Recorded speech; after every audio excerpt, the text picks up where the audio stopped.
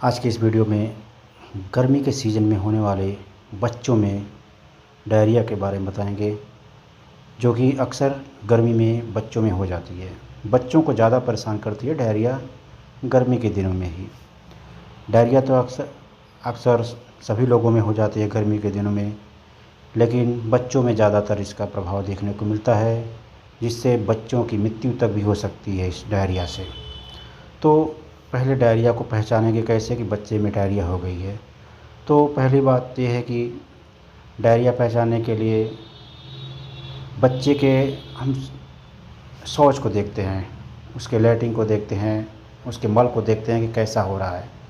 अगर बहुत पतला पानी की तरह हो रहा है और दिन में 3 बार से ज़्यादा पतला लैट्रिन हो रहा है, पतला शौच हो रहा है, पतला टॉयलेट हो रहा है, तो समझ जाना चाहिए कि बच्चे में अब डायरिया के लक्षण आ चुके हैं। साथ में बीच बीच में बच्चा उल्टी भी करने लगेगा, वोमिटिंग फील होगी, मतलब उल्टी महसूस होगी और उल्टी करेगा भी। तो आपको अंदाज़ा लगा लेना चाहिए कि बच्चों में डायरिया हो गया है। तो डायरिया का मैनेजमेंट तो हम घर पे नहीं कर सकते, फिर भी कुछ ऐसी चीज़ें हैं जिससे हम घर पे इसको दे सकते हैं और उसका थोड़ा बहुत मैनेजमेंट इमरजेंसी में कर सकते हैं। जैसे कि अगर बच्चे में डायरिया हो गई तो सबसे पहले उसका भोजन न बंद करें, उसको दूध पिलाते रहें। 6 माह से अगर नीचे का बच्चा है तो दूध बहुत ही ज़रूरी है, उसको पिलाते रहें। और उसके जो पानी का कमी ना होने पाए, मतलब उसके शरीर में पानी की कमी ना होने पाए, तो उसकी पानी की कमी जो होती है, इलेक्ट्रोलाइट कमी, माँ के दूध से ही पूर्ति होगी, क्योंकि बाहरी पदार्थ तो लेता नहीं है, तो दूध से ही उसकी पूर्ति होगी। तो पहली बात है कि उसका दूध डायरिया के समय उसको बंद ना करें। हाँ, अगर उल्टी हो रही है तो कुछ देर के लिए बंद कर सकते हैं, थोड़ा थोड़ा दे सकते हैं, बंद ना करिए, थोड़ा थोड़ा देते रहिए, दूध पिलाते रहिए थोड़ा थोड़ा।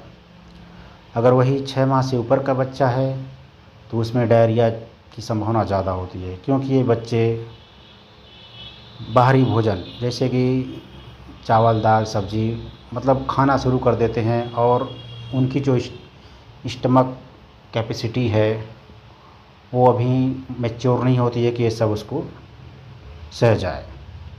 और इस सीज़न के अनुसार थोड़ा भोजन उसका टफ हो जाता है और उसको पचा नहीं पाता है, अनडाइजेस्टेड हो जाता है उसका फूड। तो इस भोजन को पचा नहीं पाता है और उसको डायरिया हो जाती है। कभी कभी फूड पॉइजनिंग की वजह से भी हो जाता है बच्चों में डायरिया।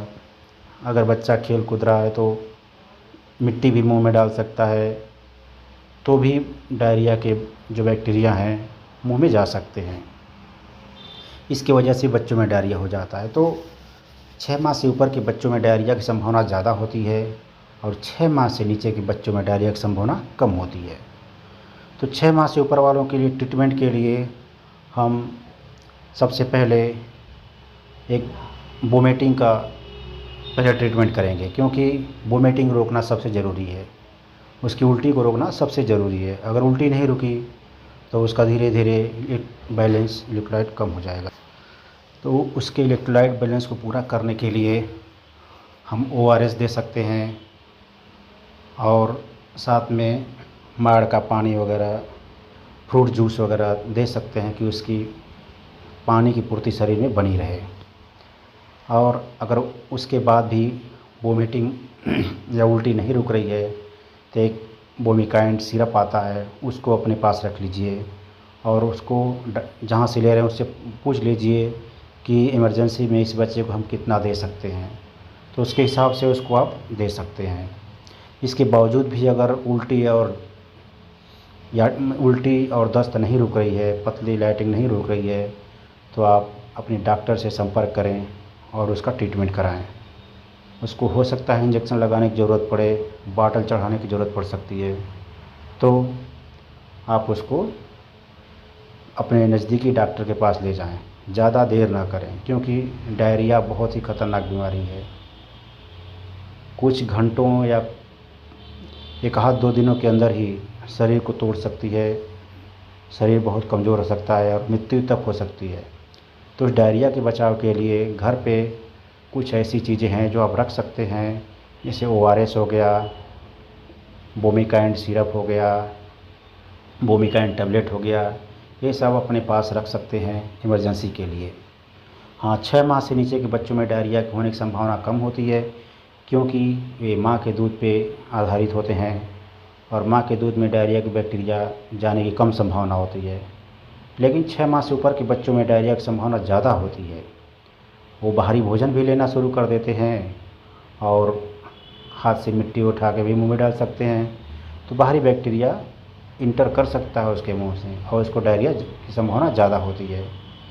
तो डायरिया मैनेजमेंट के साथ आप उसका फूड मैनेजमेंट भी रखें, ध्यान में रखें कि इस समय उसको कैसा भोजन दें, कितना पानी दें। इसको आप अपने डॉक्टर से उनसे मिलें और उनसे पूछें कि इस बच्चे को हम कैसे मैनेजमेंट कर सकते हैं इस गर्मी के दिनों में। साथ में एंटी डायरियल मेडिसिन भी रखें, जैसे ओफ्लैक्सासिन ओरिंडाजोल हो गया, नारमेट्रोजिल सिरप हो गया, लिओफ्लैक्सासिन ओरिंडाजोल सिरप हो गया। ये सब सिरप जो हैं डायरिया के बेस्ट सिरप हैं, जो बच्चों को दे सकते हैं डायरिया के लिए, डायरिया ट्रीटमेंट में। अगर ये सिरप भी नहीं काम कर रहे हैं तो आप जाके डॉक्टर से संपर्क करें, उन्हें दिखाएं, अपना इलाज करवाएं बच्चे।